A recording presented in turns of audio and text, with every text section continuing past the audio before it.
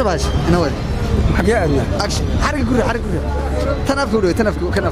وافق يقولوا ما يقدر باش فيلس بيوتاي سؤال ما اشتغل waxa weeye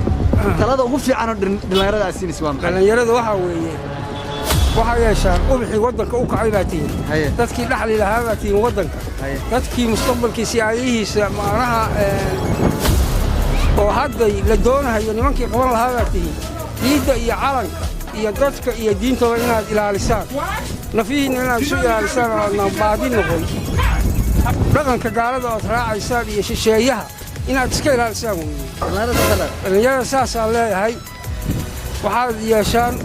isku xirma meel kastoo aad joogtaan kooxa sameeya gobollada isaga imaada oo adinkoo isku mid ah oo isku xiran waddanka difaaca ciriya dhul bad iyo biri dad baa u socdo shisheeye ah doonahayana nibcada ku jirta inay nuugaan adinkana wax kale idinku khaldahayaano waxaad sheekaynaysaan oo dhan inay waddankiinna inta idinka khaldaan nooc kale idinka dhigaan bay doonahayaan dhaqankaas iska daaya waddankaa looga socdaa dhaqanka la idin siinahayee hablaha waxaan leeyahay diyaanada iyo ismurxinta iska daaye hablaha waxaan leeyahay midabka alla idiin sameeyey ha bedelinina waxaad yeeshaan diintiinna iyo dalkiinnana aamina midabkiinnana aamina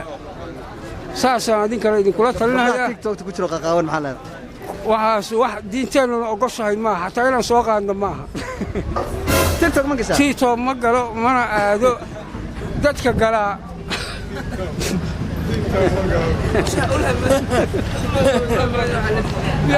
adinkana idinkula talinayaa tiktok ku jiro qaqaawan maxaa leedahay waxaas wax diinteennuna ogoshahay maaha xataa inaan soo qaadno maaha tiktok mana aado dadka galaa